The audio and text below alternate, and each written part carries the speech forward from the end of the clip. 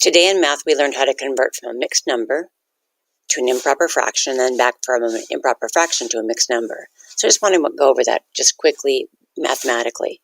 Now, these fractions can be represented with bar models. There we can see some bar models on top here. And also with number lines. So we're just going to look at the math behind this. Let's take the fraction 4 and 1/4. And we're going to convert this into the total number of fourths that build 4 whole and 1/4 more. So if you think about this as an addition sentence, what builds in fourths, what builds 1 whole? Where 4 fourths build 1 whole, but I have 4 of them, so I'm going to go ahead and make my addition sentence showing all parts of the whole. This will help me take a look at how many fourths build 4 wholes. And I can model this again with a number line or with bars to show the students. In this fraction, I have a little bit more than 4 wholes. I have a 1/4 more. So that's how that number is bonded together, how it's built. So now we looked at the improper fraction. How many fourths is this?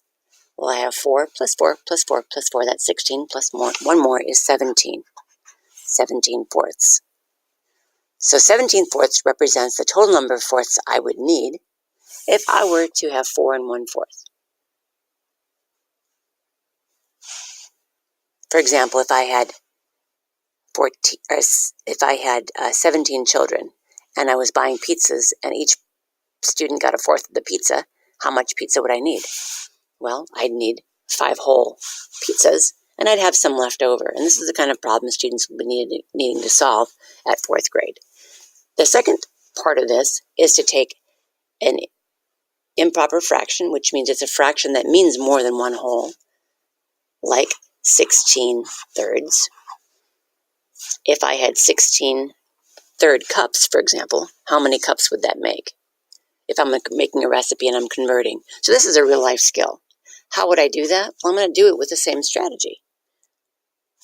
16 thirds. To make 1 whole, I need 3 thirds. Plus, so now I'm counting by threes. 3 plus 3 is 6. So I've used up, to make 2 wholes, I've used up 6 of the thirds. I can keep going. 3 more would be 9 thirds, which would make 3 whole cups, for example, in our story. I can still keep going. 3 thirds plus 3, 6, 9, 12. I can still keep going. 15. So how many whole cups did I build? 1, 2, 3, 4, 5 whole cups.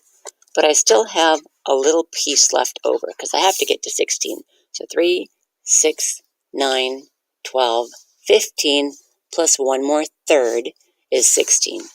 And that is the same as 1, 2, 3, 4, 5 wholes and 1/3 left over.